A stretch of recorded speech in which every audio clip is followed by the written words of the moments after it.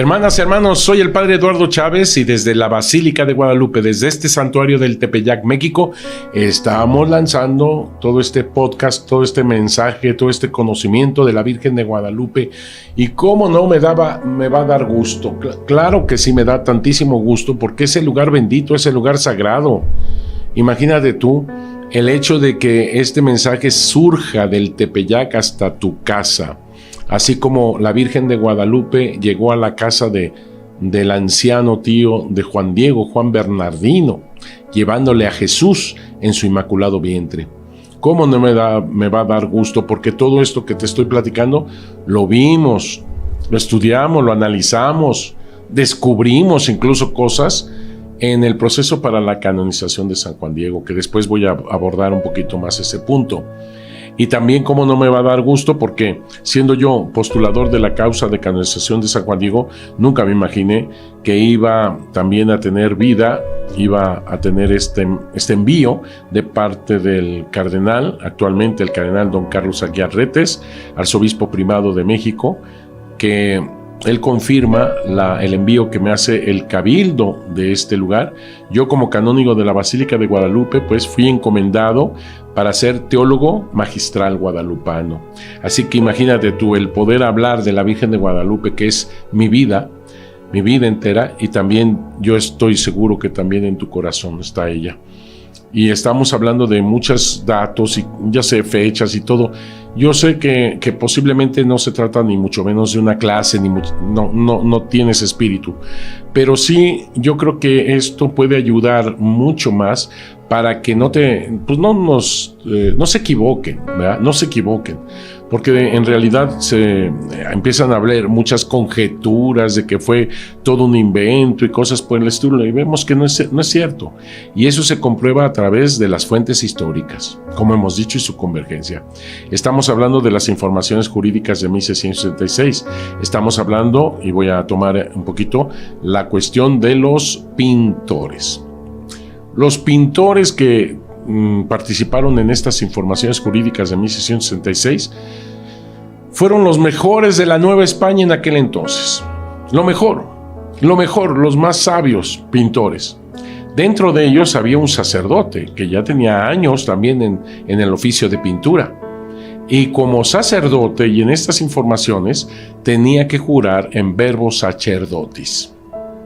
Es decir, todos los sacerdotes que intervinieron aquí tienen que jurar que dicen la verdad. Y si llegaran a mentir, excomunión ipso facto. Excomunión en ese mismo momento. ¿Tú crees que alguno de ellos iba a prestarse en las informaciones jurídicas? A pesar del juramento que hacen como sacerdotes, ¿iban a prestar a hacer una especie de complot, de mentira, de engaño? Claro que no.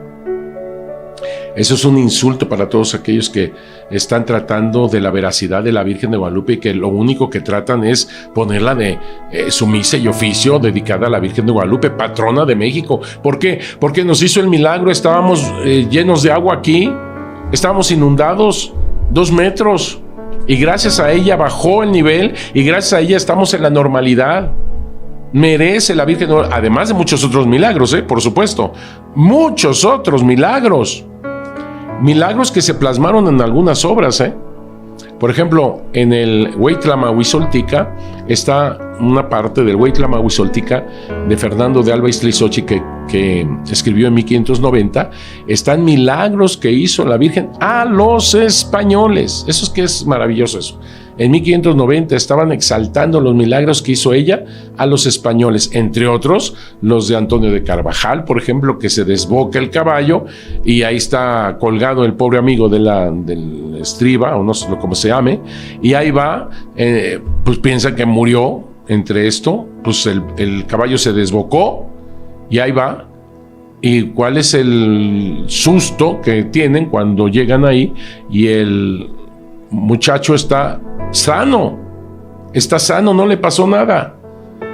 Y el caballo está en una posición como hincado, con sus patitas, manitas por delante, como hincado. ¿Y qué pasó? Y él lo narra, que él vio a la Virgen de Guadalupe cómo detuvo la brida del caballo y lo detuvo al caballo, si no moría. Milagros como este, que incluso no solamente se narraron, se plasmaron en el Nícar Motepana, se plasmaron, como te digo, también en otro documento muy interesante que es una especie de pintura, un grabado donde se ponen todos los milagros de estos que habla Fernando de Alba Iztlizóchitl. Ese grabado es de 1613 aproximadamente. Estradamus es el autor. Estradamus. Entonces eso de que no hay documentos en el siglo guadalupano, en todo un siglo, que no sé qué, no es cierto, no es verdad. Ahí está todo lo que manifiesta el milagro de la Virgen de Guadalupe.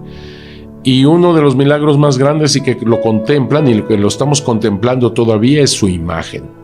La imagen. Te dije que por 3 cosas conocemos el evento guadalupano. Tradición oral. La imagen como carta de amor, como códice de amor, y los signos de los tiempos. ¿Por qué se apareció el 12 de diciembre? Del 9 al 12 de diciembre de 1531 lo vamos a hablar. Pero ahorita me enfoco a los pintores. Los pintores que actuaron en esas informaciones jurídicas de 1666 y que, como te digo, uno de ellos era sacerdote y juró por verbo sacerdotis que todo esto es verdad. Analizaron la imagen por delante, por detrás. Se dan cuenta de algo que es inaudito. Y es esto: no tiene preparación. Es decir, no es un lienzo. No tiene preparación. Están los hilos con sus nudos gruesos, algunos, y que tiene estos agujeros. Es una tela que su forma, su nudo, de tejer todo esto es un tanto abierto, digamos así, entre lo burdo.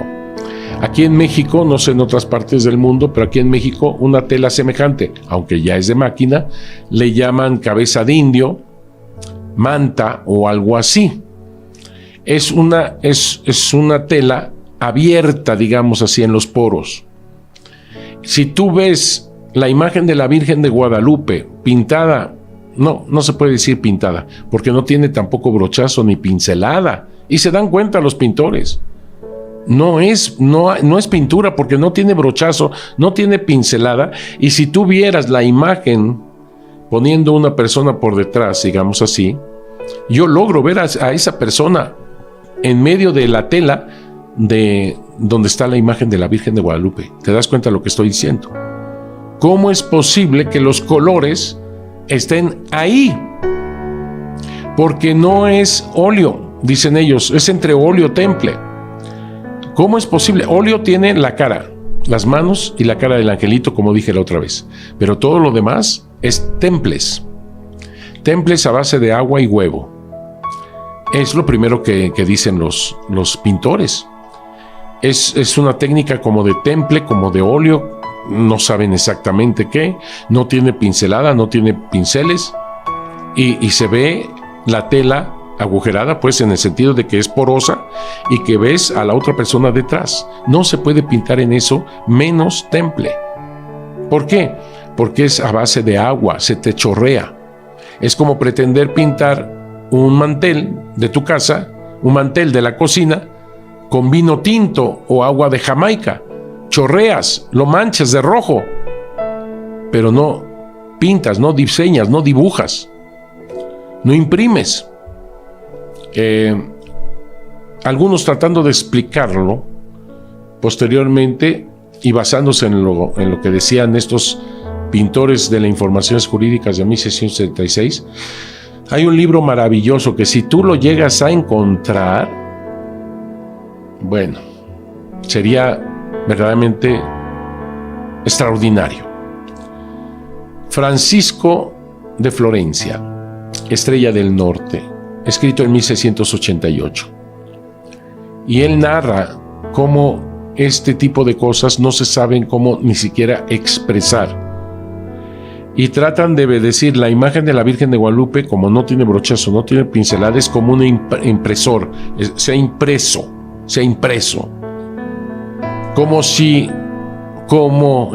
No sé, no hay claridad. Como que sería un gran corcho. Y ellos tratan como de manifestar cómo sería la imagen de la Virgen de Guadalupe, cómo estaría pintada, que sería como poner, imagínate tú, la imagen mide 1,71 por 1 metro.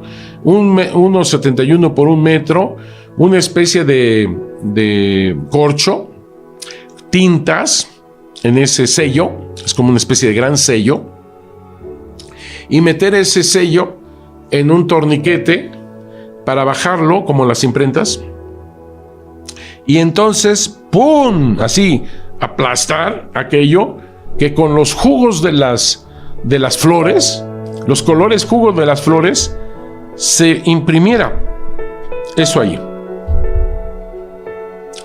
Yo he tratado como de analizar ese tipo de teoría o de manera de expresión. Se queda difícil, es dificilísimo. ¿Por qué? Porque ese corcho, que mira, tú cuando sellas algo, tú pones tinta negra, tinta azul, tinta roja, la que quieras, y pones así tu sello y sellas. ¿Cómo podría ser que se pusiera las sombras, las luces, los ojos, las estrellas, el sol, los rayos, etcétera, todo en su preciso lugar, para que sea tomado por este enorme sello de 1,71 m por 1 metro y sellar la imagen, ¡fum!, así, para que quedara conforme se está viendo la imagen de la Virgen de Guadalupe? ¿Verdad que está difícil de siquiera de expresar cómo está eso? Así estaban los pintores. Que quien sepa de cómo se hizo esto, que nos lo diga, porque nosotros no sabemos, solo Dios lo sabe. Y así son expresiones que lanzan ellos en ese momento. En estas informaciones jurídicas de 1666, donde sintetizo, son los ancianos, son los sacerdotes, los más importantes lugares de comunidades religiosas, quienes también ahí tienen su juicio, su participación. Son los protomédicos, los químicos, son los pintores que hemos analizado. Hay 2 laicos también muy interesante, muy importante, porque ellos tuvieron cargos muy importantes de todo esto y no inventarían a un paisano suyo indígena en todo esto. Así que ellos lanzan también su participación. Pero hay otra que yo quiero resaltar, todavía otra. Y este es Luis Becerra Tanco. Luis Becerra Tanco sabe náhuatl.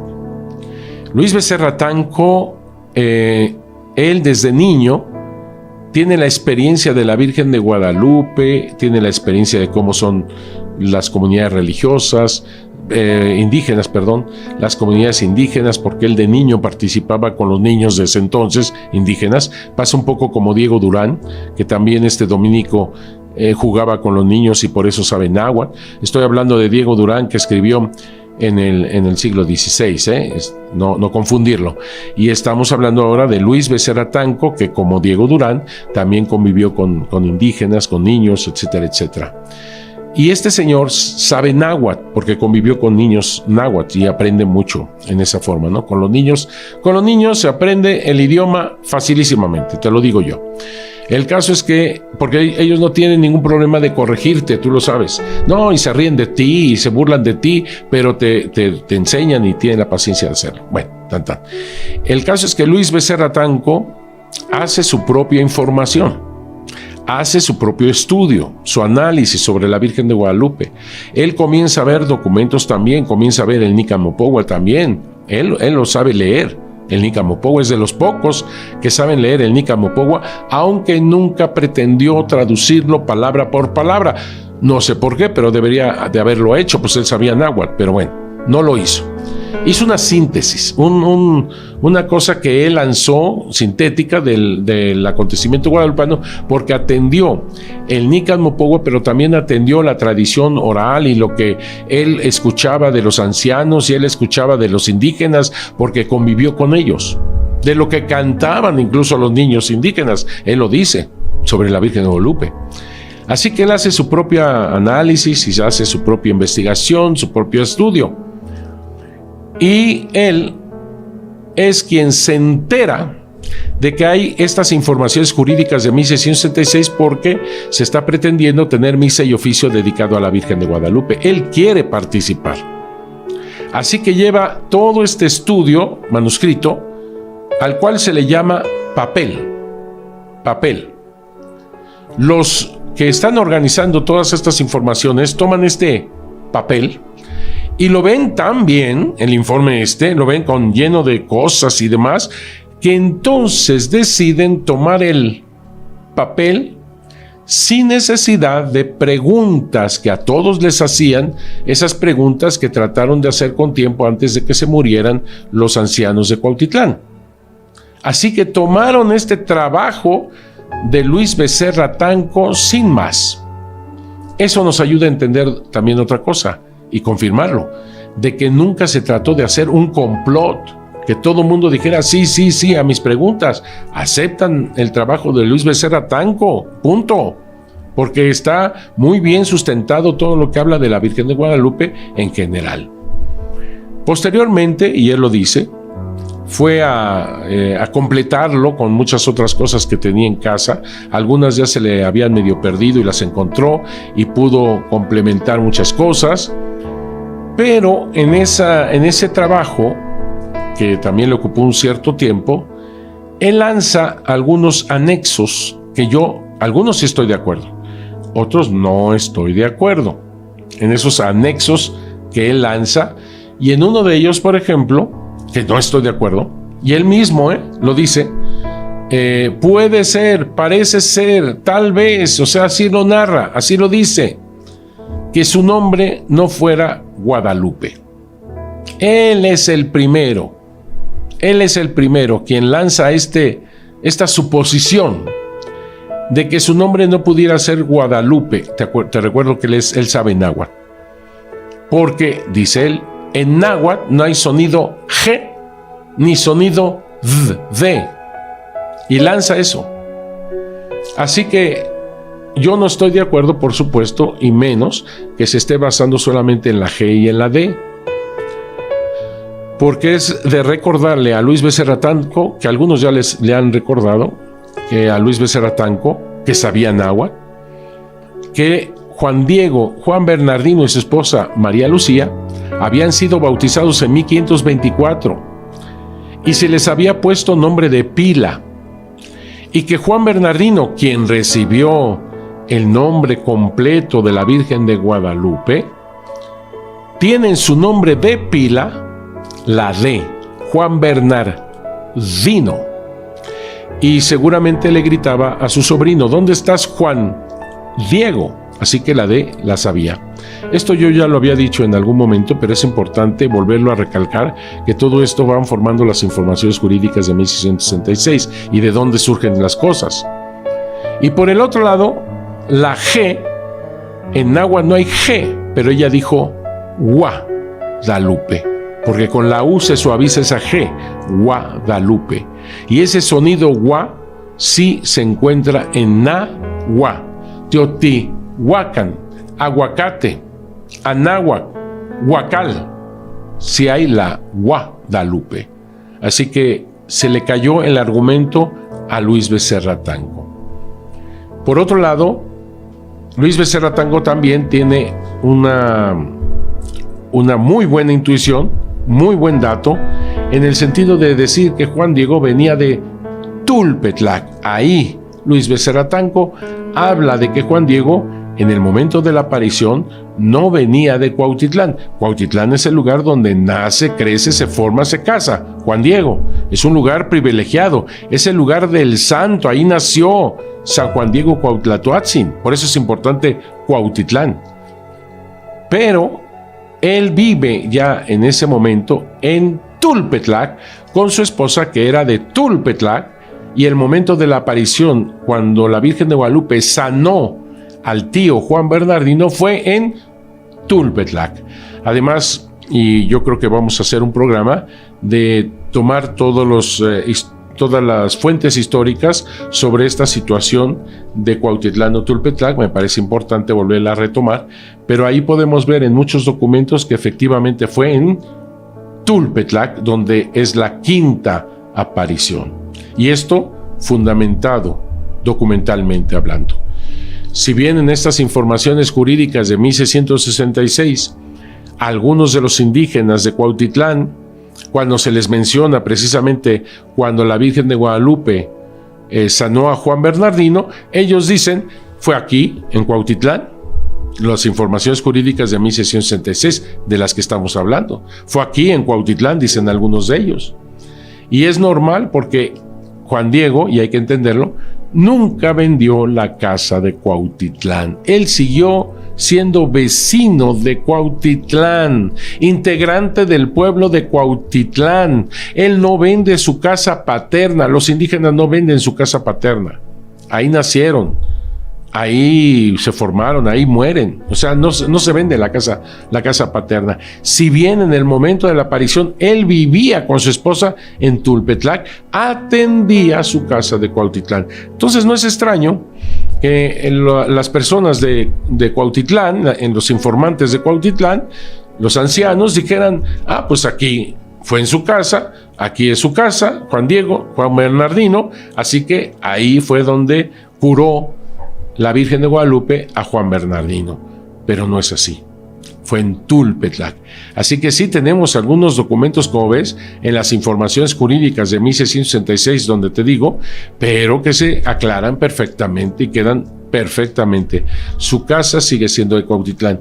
¿En qué otro documento me baso para decir que Juan Diego tenía estas dos casas, Tulpetlac y Cuautitlán? En lo que dice el Nican Motecpana, escrito por Fernando de Alba Izlizóchitl en 1590, porque en ese documento, el Nican Motecpana, es cuando se ve que Juan Diego le pide a le pide al obispo Fray Juan de Zumárraga que le autorizase el vivir cerca del Tepeyá para atender la ermita. Fray Juan de Zumárraga se lo concede. Los indios de Cuautitlán, quienes fueron los que construyeron la ermita, fueron el brazo constructor de la ermita bajo la aceptación y la aprobación del obispo Fray Juan de Zumárraga, también le construyeron esa chocita a Juan Diego a un lado de la ermita. Fueron los de Cuautitlán, paisanos de Juan Diego. Y entonces es cuando el anciano Juan Bernardino llega con Juan Diego y le dice que quiere seguirlo, que quiere hacer la vida que él va a hacer allí a un ladito de la ermita.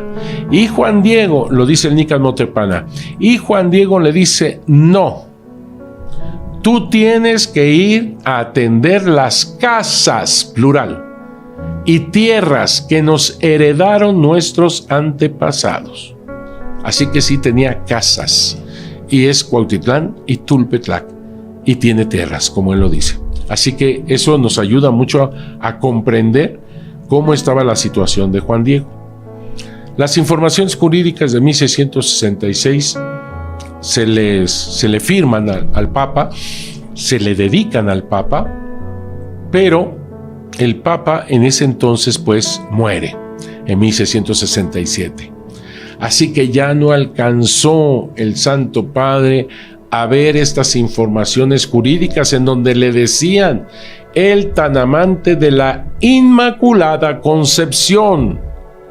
Y esto también es importantísimo para entender cómo la Virgen de Guadalupe es una perfecta inculturación tanto a los indígenas como a los españoles. ¿Por qué, padre? Porque yo te dije que leyeras Apocalipsis 12 y ahí vas a encontrar cómo esa manera de expresar de esta mujer, y que por supuesto la localizan en María y la hacen el boceto, digamos así, para después los artistas darse vuelo y pintar a María en diferentes dogmas. Una mujer vestida de sol con la luna debajo de sus pies está a punto de dar a luz. ¿Cómo sirve a los pintores de Europa para hacer las doctrina, la fe que nosotros tenemos en María? ¿Por qué, padre? Porque estos pintores, tomando esta iconografía de Apocalipsis 12, les sirve para que también se manifieste ahí la devoción a la Inmaculada Concepción. Fíjate cómo lo dije, la devoción a la Inmaculada Concepción. Porque en aquel entonces, en 1531, era una devoción muy querida de los franciscanos. Todavía no es dogma la Inmaculada Concepción, no es dogma, pero es una de las devociones más amadas de los franciscanos. no de los dominicos en aquel entonces, no de los dominicos, porque según Santo Tomás Dominico decía, como María va a ser Inmaculada Concepción, porque si no pecó, entonces Jesús no es su Salvador. Y nosotros sabemos que Jesús es el Salvador del mundo. Así que, si no tiene pecado, ¿de qué la salva? Eso decía Santo Tomás. Te lo estoy diciendo muy aquí, de forma muy sencilla, por supuesto, yo lo entiendo, pero ese es en el fondo lo que dice Santo Tomás de Aquino, y por eso los dominicos no aceptan la devoción de la Inmaculada Concepción. Todavía en ese momento no es dogma como ahora. Quien responde a todo esto es un franciscano, Duns Scoto. Este Duns Scoto dice, es el Padre Nuestro. En el Padre Nuestro, cuando nosotros decimos perdona nuestros pecados, como nosotros perdonamos a los que nos ofenden, ahí no entra María, porque no tiene pecado, no entra María. Pero entra en la segunda parte, y líbranos de todo mal. Ahí entra Jesús en María y con María. Y líbrame de todo mal, porque ahí Jesús la libró. La liberó y la libró de todo mal, más bien la libró. Hay una cosa aquí que me gusta mucho, es lo que dice la Virgen de Guadalupe misma. Ella dice, Él que es mi mirada misericordiosa, Él que es mi auxilio, Él que es mi salvación. Así lo dice la Virgen de Guadalupe. Y es exacto, es exacto. Así que Jesús, claro que es Salvador de Santa María de Guadalupe. Duns Scoto nos ayuda muchísimo en esto de la Inmaculada Concepción. Entonces, usando la iconografía de Apocalipsis 12, le ponen una serpiente. Estoy hablando de la Inmaculada Concepción en Europa. Le ponen una serpiente a sus pies, y con esto está uniendo lo que dice Génesis, que precisamente la serpiente es como signo del diablo, de Satanás, y como María pisa a Satanás. La Inmaculada Concepción pisa a Satanás, pisa el pecado, María. Así que les resulta perfecto a los pintores y artistas de Europa tomar estas lecturas para sus obras de arte y expresarle al pueblo lo que son estas cosas tan difíciles de poder manifestar, y sin embargo, gracias a Apocalipsis 12, lo pueden manifestar. Bueno, Dios manifiesta lo que le pidió Zumárraga, una señal. Así lo pidió el obispo, Fray Juan de Zumárraga, a través de Juan Diego. Necesito una señal. Así que cuando Juan Diego va con la Virgen y le dice, se necesita una señal, la Virgen le dice, claro que sí. Y tú sabes la señal. No me voy a tener mucho de esto, porque también va a ser tema de todo un programa, la señal. Pero tú sabes qué son las flores. Y esas flores manifiestan y se plasman en la imagen de la Virgen de Guadalupe, en la tilma de Juan Diego. Y Dios mismo está usando eso que Él plasmó desde su palabra. Una mujer vestida de sol con la luna debajo de sus pies está a punto de dar a luz. ¡Perfecto! Perfecto. Y todavía más perfecto en la inculturación hacia los indígenas. ¿Por qué? Porque no está pisando una serpiente. La Virgen de Guadalupe no está pisando una serpiente, porque para los indígenas la serpiente es algo bueno, no es algo malo, no es Satanás, no, es algo bueno. La serpiente es el líquido precioso, es el rayo de sol, es la luz, el primer rayo que rompe las tinieblas, destruye las tinieblas. La serpiente es el líquido precioso de la sangre, es lo vital, es lo verdadero, es lo bueno, maravilloso. Claro que Dios toma lo que ya plasmó desde su palabra, ahora lo toma plasmando la imagen de la Virgen de Guadalupe. Y todo esto, aquellos pintores que intervinieron en las informaciones jurídicas de 1666, verdaderamente quedan extasiados ante esta imagen portentosa, y que ellos quedan en su mente y en su corazón con el misterio. ¿Cómo pudo ser posible esta imagen portentosa? hasta aquí llegamos. Nos vemos en la próxima plataforma de la Basílica de Guadalupe. Este podcast para todos ustedes, que Dios los bendiga mucho y que la Virgen de Guadalupe los cubra con su manto lleno de estrellas.